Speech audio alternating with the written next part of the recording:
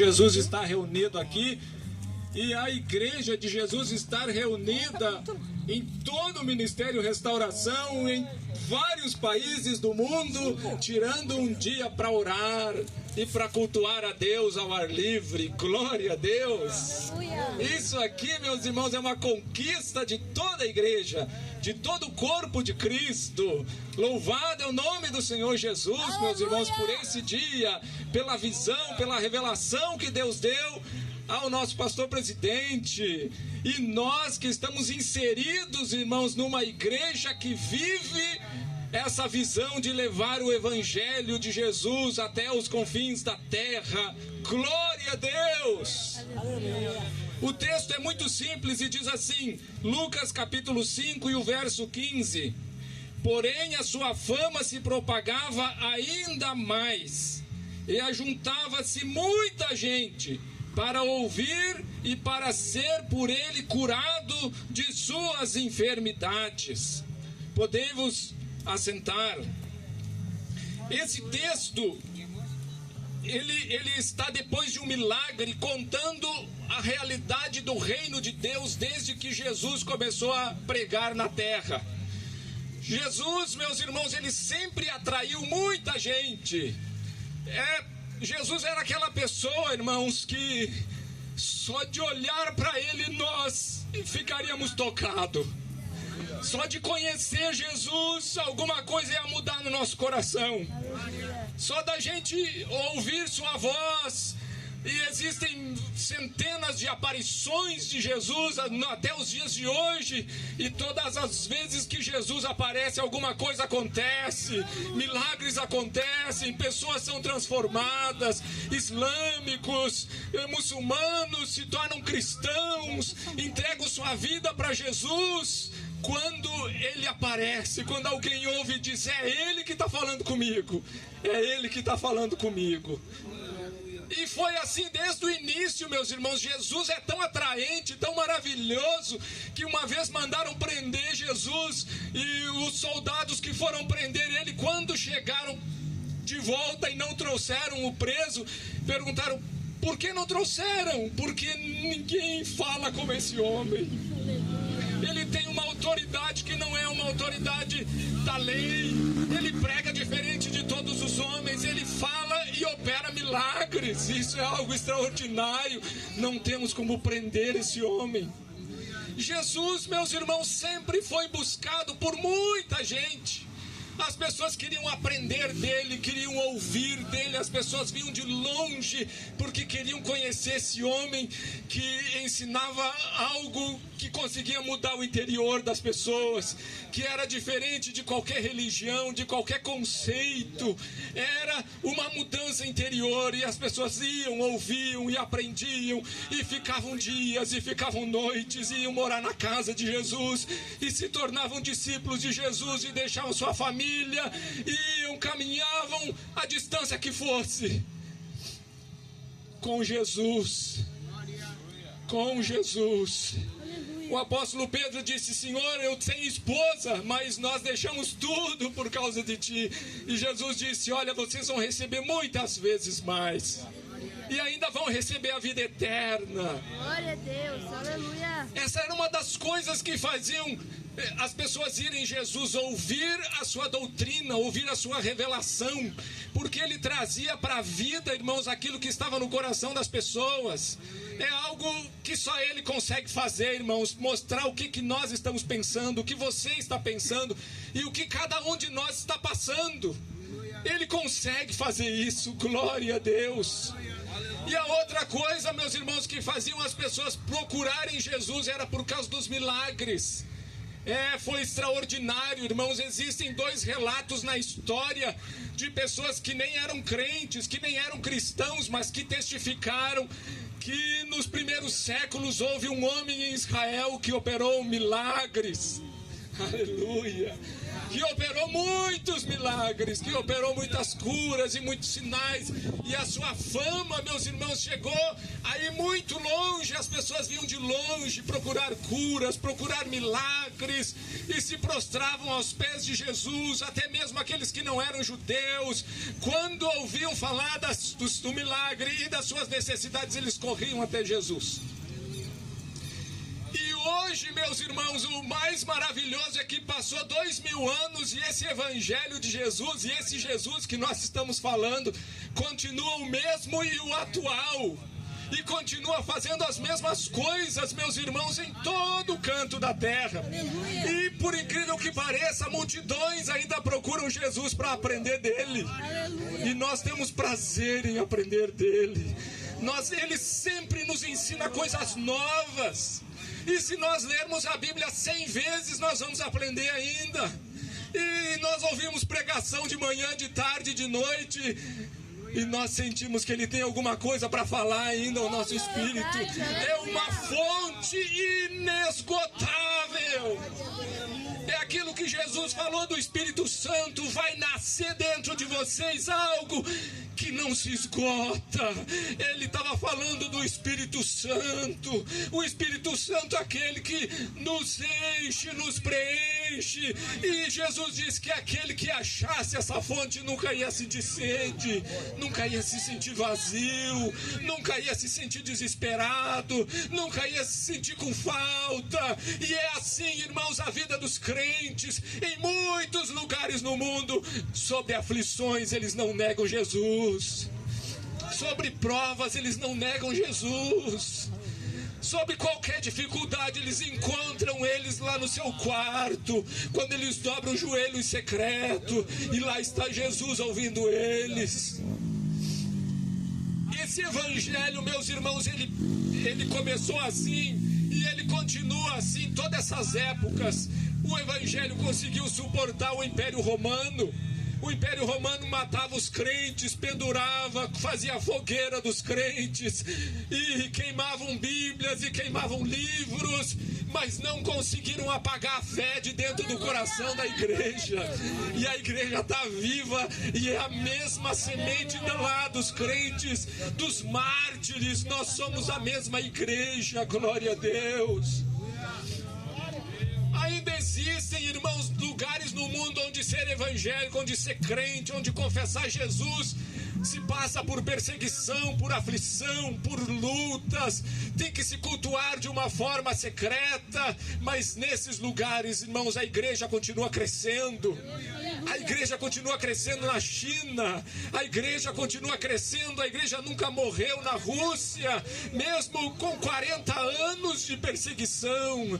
A igreja continua nesses países, meus irmãos, porque sempre que alguém procura Jesus para ouvir dele, para ser curado por ele, encontra. Aleluia! Aleluia! Encontra Jesus, meus irmãos, muitas vezes através da igreja. Nós somos Jesus na terra hoje. Nós somos o corpo de Cristo hoje. Nós somos aquele, meus irmãos, que levamos Jesus para as pessoas. E ele vai testificando conosco, assim como foi testificando com a igreja primitiva. Eles iam pregando e dizendo: olha, ele morreu há poucos dias, ressuscitou há poucos dias, subiu para o céu há poucos dias, mas no nome dele você recebe cura e milagre. E as pessoas diziam: amém, glória a Deus, é isso que nós queremos. E a fé não morre, a igreja não morre, glória a Deus. A igreja leva Jesus. Existe uma história na Bíblia bem maravilhosa que conta um pouquinho da nossa parte no trabalho de Jesus, porque Jesus, meus irmãos, ele conta só com a igreja no mundo. Eu e você somos o corpo dele. Nós somos as células do corpo de Jesus. Nós fazemos com que ele se manifeste na terra de uma forma completa, de uma forma perfeita. A Bíblia conta uma história que Jesus estava passando em Jericó. E Jesus estava...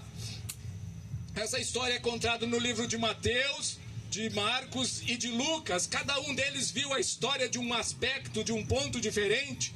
E eles estavam entrando e de repente havia um homem, e o livro de Marcos diz que o nome desse homem era Bartimeu, e que o nome do pai dele era Timeu. Então talvez ele fosse um homem importante, ele fosse alguém conhecido naquele lugar ali, ou tivesse um pai importante.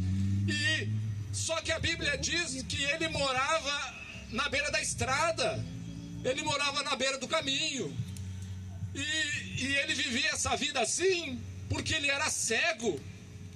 Ele era cego talvez de nascença. A Bíblia não conta o porquê que ele ficou cego ou o que aconteceu, mas diz que ele era cego e que ele morava à beira do caminho. Meus irmãos, todas as pessoas que não conhecem Jesus e que estão cegas pelas coisas do mundo estão à beira do caminho. Elas não sabem se vão para o céu, se vão para o inferno, elas não têm consciência, faltam algumas coisas para elas decidirem, um propósito para a sua vida, um alvo, a entender que Deus, o Criador dos céus e da terra, também permitiu a vida de cada um de nós, de todas as vidas, porque Ele também tem um propósito. E quem vive à beira do caminho, às vezes não encontra o seu propósito. E às vezes se pergunta, mas por que Deus me fez assim? Por que eu passo por essas aflições? Por que coisas me aconteceram? Por que eu vim ao mundo desse jeito?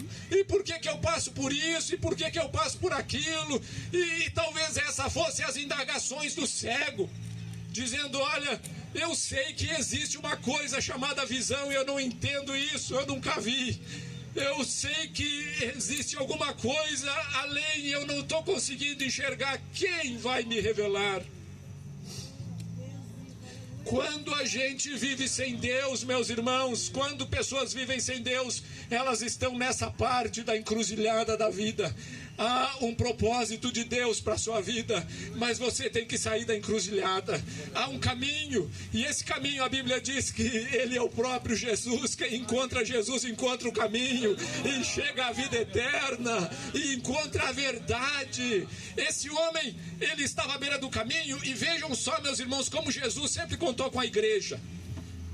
Era normal, meus irmãos, quando alguém ia anunciar que estava chegando alguém, algumas pessoas iam na frente e dizendo, olha, está chegando o rei, está chegando o fulano de tal, está chegando o governador, está chegando isso, está chegando aquilo, e as pessoas já se preparavam. Foi assim quando Jesus entrou em Jerusalém. Eles anunciaram que Jesus ia chegando e as pessoas começaram a tirar suas vestes, colhiam galhos e colocavam no chão e fizeram um caminho para Jesus entrar, e era o cumprimento de uma profecia. Ele precisava entrar montado num jumentinho. Era comum fazer essas coisas. De repente esse homem, ele à beira do caminho, ele começa a ouvir vozes e ele pergunta para alguém, o que está acontecendo? E alguém vai evangelizar esse homem, e a primeira informação que ele passa é que é Jesus que está passando. Eu não sei o que ele disse de Jesus até essa época da vida, mas ele deve ter dito, olha, tem um homem e ele é nazareno, que ele é diferente de todos os outros homens. A gente chama ele de Jesus, filho de Davi, porque nós acreditamos que nele se cumpre a profecia que Deus deu para Davi há 1000 anos atrás, de que do filho dele nasceria um que seria rei de um reino que nunca ia acabar, e que seria um rei eterno, e que esse rei seria justo. E nós, vendo esse homem, nós ficamos encantados com a sua justiça, com a sua sabedoria, com o seu poder. O nome dele é Jesus. Você já ouviu falar dele? Não é isso a primeira coisa que a gente faz quando a gente evangeliza? A gente tenta encaixar Jesus, tem que descobrir Jesus. Se a pessoa ouve Jesus, sobe sobre Jesus, é meio caminho andado. Glória a Deus.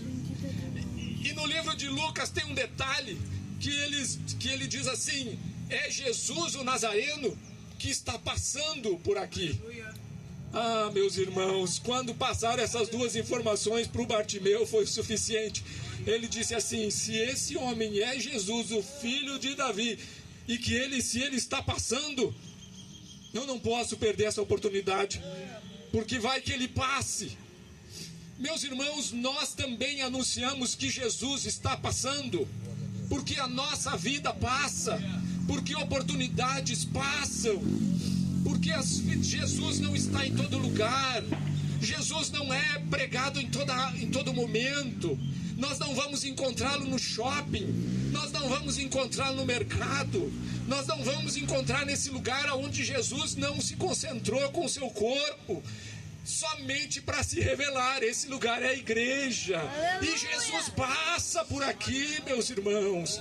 E quantas pessoas têm a oportunidade de entrar numa igreja, de ouvir Jesus e de dizer: Ele realmente está aqui no meio desse povo, Ele está aqui no meio desse povo.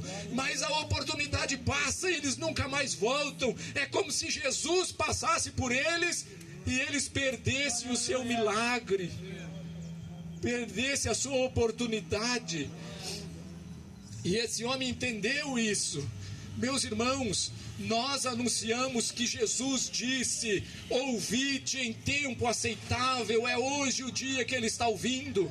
É hoje que Ele abriu uma porta de salvação.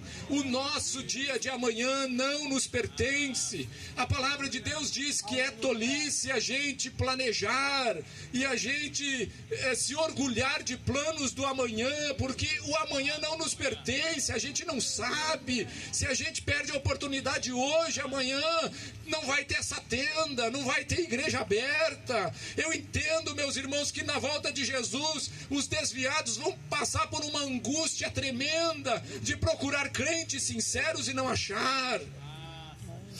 Isso, meus irmãos, é até um castigo que Deus deu para o povo de Israel. O povo de Israel não queria ouvir a palavra de Deus, a tal ponto em que Deus disse: um dia eu vou dar uma fome para vocês, mas não vai ser fome de comida. Eu vou dar uma sede em vocês que nada vai saciar. É a sede e a fome de ouvir a palavra de Deus. E vocês vão procurar e não vão encontrar. E vocês vão procurar o homem de Deus e não vão achar. E vocês vão procurar o Espírito de revelação. E ele vai estar retido, ele não vai deixar de atuar, porque ele ouve o clamor de quem clama com o coração sincero. Mas a porta da oportunidade se fecha às vezes. E é muito triste quando a gente evangeliza uma pessoa. Uma vez eu acompanhei um rapaz de 21 anos que morreu com 21 anos muito cedo e rejeitou o evangelho e desprezou. E é uma pena, meus irmãos, porque nós sofremos com isso, porque nós oramos, intercedemos e às vezes as pessoas desprezam a oportunidade.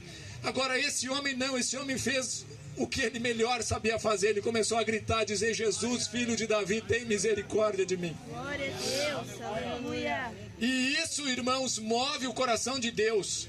Quando não importa a situação, meus irmãos, que se encontra uma pessoa, nós acreditamos que uma pessoa em coma consegue clamar a Deus. Nós, quando atendemos alguém que está à beira da morte, a gente sabe que ele está à beira da morte, a nossa esperança é a seguinte: se ele conseguir clamar a Deus, talvez haja esperança. Porque o clamor de Deus, meus irmãos, o clamor a Deus é algo que sai lá de dentro. É como a Ana, mãe de Samuel, não havia palavras na boca dela, mas havia um gemido no coração dela que fez Deus lhe dar um milagre, lhe dar um filho. E a porta da salvação a gente nunca sabe, meus irmãos, quando que Deus fecha para alguém ou até quando ela fica aberta.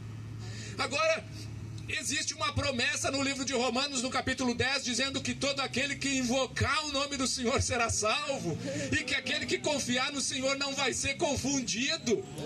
Veja que maravilha, meus irmãos. Aqueles últimos segundos, se você confiar no Senhor, você não vai ser confundido, e se você clamar, você vai ser ouvido.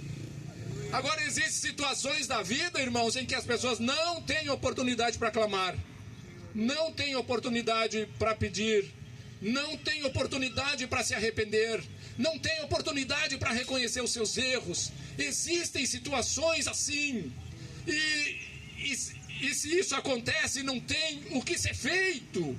Não existe purgatório, não existe a reencarnação, não existe intercessão pelos mortos, essas coisas não existem. A Bíblia é muito claro. Jesus disse abertamente: ao homem está ordenado morrer uma só vez, depois vem o juízo sobre todos. Aleluia.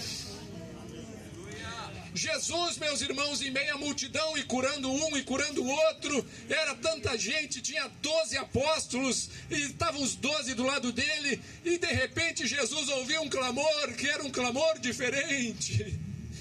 Era um clamor que vinha da beira de um caminho. Era um clamor de alguém que estava esperando o seu milagre desesperadamente. A tal ponto em que as pessoas diziam: para de incomodar. E ele dizia: eu não paro. Enquanto eu não receber a resposta, eu não paro. Jesus ouviu ele e mandou um dos apóstolos, disse: vai lá, chama ele. E o apóstolo foi lá. E quando a gente chega até alguém, meus irmãos, a gente tem 3 mensagens. A primeira mensagem, meus irmãos, que aquele rapaz tinha para ele, que o apóstolo tinha para ele, é a seguinte: tenha bom ânimo, o mestre te ouviu. Aleluia. Meus irmãos, vocês se alegraram comigo com certeza, porque quando a gente consegue ver que alguém clama a Deus, a gente diz: tenha bom ânimo, ele te ouviu. A parte mais difícil já passou, ele te escutou, ele te ouviu. Aleluia. Glória a Deus, ele tem ouvido o teu clamor, ele tem ouvido tuas lágrimas, ele sabe a tua insistência. Jesus contou uma parábola de um juiz que era iníquo, mas que atendeu uma viúva porque ela insistia, e ele disse assim: por acaso, quando o Filho do Homem voltar, vai encontrar fé na terra, vai encontrar pessoas que clamem até que ele ouça, até que ele responda. Essa foi a primeira mensagem. A segunda mensagem que o apóstolo tinha para o Bartimeu é a seguinte: levanta-te, levanta-te, tu precisa. O homem estava clamando, meus irmãos, sentado ou deitado. A iniciativa foi boa. Para quem era cego, a iniciativa foi boa, né? Ao menos ele clamou. Mas clamando deitado, clamando sentado, sei lá qual era a condição da vida dele, mas a Bíblia não diz que ele era paralítico. A Bíblia não diz que ele não podia caminhar. A Bíblia diz que ele era cego. E o homem disse: levanta-te. E ele então, meus irmãos, tomou uma atitude que a gente sempre, quando evangeliza, a gente usa para as pessoas: amigo, você precisa tomar uma atitude. O teu propósito com Deus eu não consigo tomar. A tua decisão de aceitar Jesus como teu Salvador, como teu Senhor, isso é algo que você tem que fazer. Levante-se. Aquele homem ficava enrolado numa capa, e aquela capa protegia ele do frio e do calor, e ele ficava ali. Se ele não se desvencilhasse daquilo ali, irmãos, a palavra não diz que alguém foi lá e pegou a mão dele. Eles trouxeram uma palavra, e a palavra era: levanta-te, faça a tua parte. Você conhece a verdade, você precisa voltar para Jesus, você precisa retornar ao caminho da salvação. O mundo, ele não tem nada de bom para oferecer. Se eles fossem evangelizar um outro ali que não fosse cego, que não tivesse uma doença, talvez eles iam usar outras perguntas, iam usar outros temas, outros assuntos, mas dizer: você precisa igual se levantar, e você precisa ir até Jesus. Aleluia. Glória a Deus. Glória a Deus. O homem ouviu essa palavra e de um salto ele se levantou. Glória a Deus. Ele se levantou, e a terceira mensagem que o apóstolo tinha para eles era a seguinte: o mestre está te chamando. Está te chamando. Está te chamando. Está ouvindo? Ele está te chamando. Glória a Deus. Ele ouviu o teu clamor. Ele me mandou aqui para dizer para você que Ele está te chamando, que Ele tem um plano na tua vida, e que a tua vida vai ser diferente a partir de hoje. Aleluia. Aleluia. Era isso que você queria? E o cego saiu. Não sei como ele encontrou Jesus, mas quando ele encontrou Jesus, Jesus fez aquela pergunta que parece óbvia, mas Jesus perguntou mais de 50 vezes na Bíblia. Jesus era um homem que fazia muitas perguntas, e ele queria saber o que realmente as pessoas queriam. Ele queria saber qual era o propósito de cada um. E às vezes pareciam perguntas assim meio fora de lógica, mas para Jesus, meus irmãos, que sabe todas as coisas, ele também muitas vezes ele curava as pessoas e dizia assim: vamos fazer um negócio, eu vou curar você, mas você não vai falar para ninguém. Se Jesus tivesse perguntado assim: eu vou fazer um negócio, se eu te curar você não fala para ninguém? E aí as pessoas iam ter que prometer para ele. Só que ele não fazia isso. Ele fazia outras perguntas e dizia: não fale para ninguém. As pessoas saíam e falavam para todo mundo. E coisas que às vezes até que atrapalhavam um pouco o ministério de Jesus. Mas ele não deixava de realizar os milagres. Jesus perguntou para aquele homem: o que mesmo você quer que eu faça por você? O que você quer que eu faça por você? Se o homem não tivesse o problema da cegueira, o que será que o homem ia perguntar? O que será que o homem ia pedir? Meus irmãos, Jesus e todos o que ouvem, às vezes Jesus pergunta isso para nós. O que realmente nós queremos? Foi essa causa que levou Jesus a juntar os primeiros apóstolos, os primeiros discípulos, descobrir o que eles queriam. João e André tinham ouvido de João Batista de que Jesus era o Cristo, o Filho de Deus, o Cordeiro de Deus que tira o pecado do mundo. E um dia eles encontraram Jesus e perguntaram: Rabi, onde o senhor mora? Aleluia. E Jesus perguntou assim para eles: o que vocês querem? E eles disseram: Rabi. Eles já chamaram Jesus de mestre e disseram: nós podemos ir para a tua casa? E ficaram lá, ficaram aquele dia inteiro na casa de Jesus e se tornaram discípulos de Jesus. E depois o velhinho João, dizendo assim: o verbo da vida, nós tocamos nele, nós nos alimentamos com ele. Aquele de quem nós estamos falando não é uma utopia, é um homem, e nós conversamos com ele, ele esteve no nosso meio e nós apalpamos ele, e ele é o Cristo, ele é o Filho de Deus. Glória a Deus. Aquele cego, ele queria ver, e Jesus fez um milagre imediato na vida dele. A partir daquele momento ele fez um milagre e o homem passou a enxergar. E Jesus disse assim para ele: vai, a tua fé te salvou. E ele recebeu um milagre e ele saiu atrás de Jesus, glorificando a Jesus, se tornou um discípulo e foi uma bênção, meus irmãos. E Jesus ainda faz milagres assim imediatos, de um segundo para o outro. Glória a Deus. Agora, meus irmãos, olha, vejam a visão, por que tipo de fé tinha Bartimeu a ponto de alcançar milagres. A fé que Bartimeu tinha em Jesus, primeiro, era que Jesus era o cumprimento das profecias. Ele era o Cristo, ele era o filho de Davi, ele era o Nazareno. Eu não sei se alguém leu Isaías 53 para ele, não sei se alguém leu o Salmo 22 para ele, não diz esse detalhe, só diz que ele entendeu que Jesus era o filho de Davi, era o Messias, era o prometido, era o Salvador do mundo, era aquele que ia completar a obra da redenção. Quando os olhos dele se abriram, ele disse: filho de Davi, Messias, o único enviado de Deus, é o Senhor que eu quero, é do Senhor que eu preciso, é para o Senhor que eu vou. E ele encontrou. A segunda coisa, meus irmãos, que fez a fé desse homem ser uma fé perfeita, é que ele clamou por misericórdia. Vejam, meus irmãos, esse homem, ele podia ter um monte de motivos para que Jesus curasse ele. Ele podia dizer assim: olha, Senhor, eu sou filho de um homem importante, mas eu nasci cego. Mas meu pai é Timeu, eu sou um homem importante. Olha,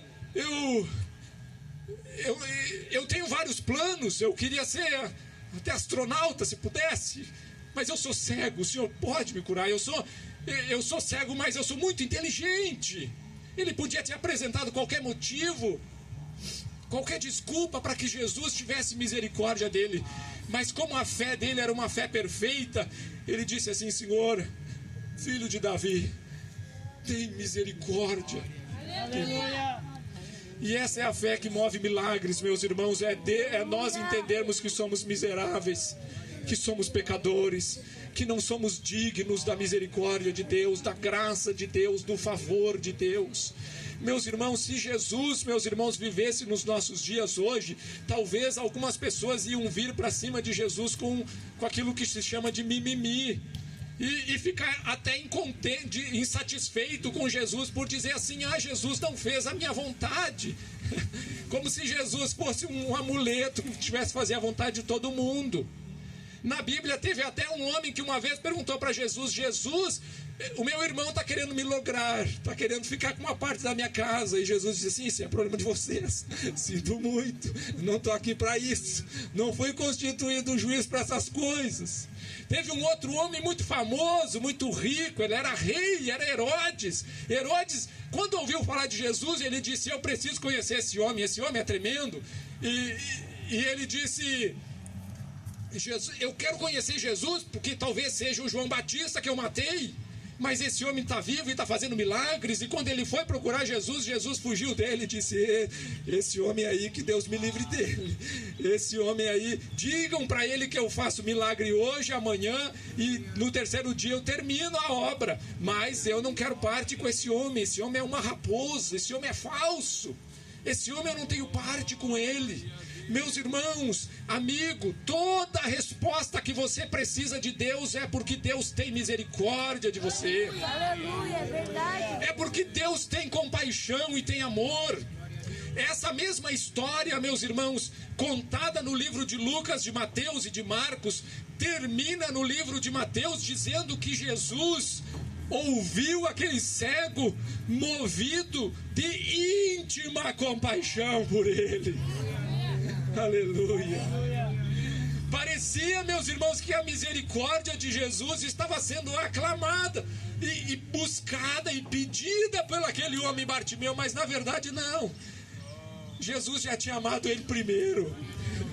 Jesus, que sabia todas as coisas, de longe ele deve ter visto Bartimeu e disse: eu amo aquele homem, eu sinto uma grande compaixão dele, uma grande misericórdia. Eu sei quanto tempo ele está sofrendo, eu sei que ele vive à beira do caminho, eu sei a história desse homem, eu estou movido de íntima compaixão por ele, mas eu preciso esperar que ele clame. Aleluia. Meus irmãos, se Deus não amar o mundo, ninguém mais ama. O amor, meus irmãos, é uma coisa que esfria com qualquer iniquidade, com qualquer problema, o amor esfria.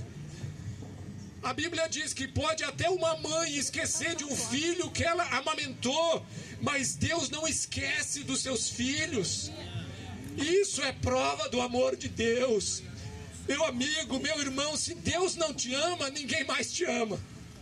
E se o jeito que Deus te trata, te trai, quer operar na tua vida, quer dirigir, quer abençoar, quer guardar, quer livrar, não for pelo amor dele, você não vai conseguir de outro jeito. Quando termina o milagre daquele homem e Jesus olha para ele com aquele olhar de compaixão e de misericórdia, e aquele homem reconhece tudo isso na vida dele, ele viu que não foi em vão que ele clamou. Ele viu que Jesus era soberano em todos os seus projetos, em todos os seus caminhos. E a igreja de Jesus contribuiu com isso. Jesus estava usando seu corpo para ganhar o Bartimeu para Jesus. Aleluia. E hoje Jesus ainda faz isso, irmãos, em vários lugares da terra. E daqui mesmo vão sair missionários para outros países. E esse evangelho, aonde procurarem Jesus para ouvi-lo e para receber milagre, ele vai estar realizando até a sua volta. E eu quero fazer um convite para você que ouviu Deus falar contigo hoje. E você tornar isso público. O testemunho da sua fé, aceitando Jesus Cristo como teu Salvador, como teu Senhor. Porque se é Ele que produziu arrependimento em você, esse arrependimento não veio porque alguém expôs os teus pecados e disse: você fez isso, você precisa se arrepender, você fez aquilo que é errado. Não, ele não está jogando em face. Ele não fez isso nem com a mulher adúltera. Não. Ele simplesmente amou e disse assim: eu estou aqui do teu lado. Se eles te condenavam, já não te condenam mais. Eu estou aqui para te fazer que não peques mais. No capítulo 9 do livro de João havia um outro cego que foi curado, mas esse cego fez alguma coisa para ele estar cego, a ponto de Jesus encontrar ele no outro dia e dizer assim: olha, não peque de novo, porque senão vai te acontecer algo pior. Hoje eu tive misericórdia de ti, eu te curei. E tu está mais que curado, tu está perdoado. Mas não peques mais. Hoje, Deus, através dessa palavra, tocou o teu espírito. E essa é a ação do Espírito Santo, através da palavra de Deus, te chamando. A igreja está te chamando. Vem, Jesus te chama. Jesus ouviu o teu clamor. Jesus ouviu o teu clamor. Chegue diante do altar, chegue diante dele. Rapidamente, meus irmãos, nós precisamos orar, porque estamos aqui com pouca luz. E eu convido você a estar em pé. Se tiver algum músico para cantar um hino de apelos. E vamos fazer um apelo para que esse Jesus da qual nós pregamos e anunciamos cure e realize milagres aqui e opere salvação também aqui no nosso meio. Eu estava vendo a live do pastor Humberto e ele disse assim: nós vamos orar para que em todo o ministério haja restauração e haja salvação de almas. Nós somos alvos dessa oração. Nós estamos no centro dessa revelação. E você foi tocado pela palavra de Deus.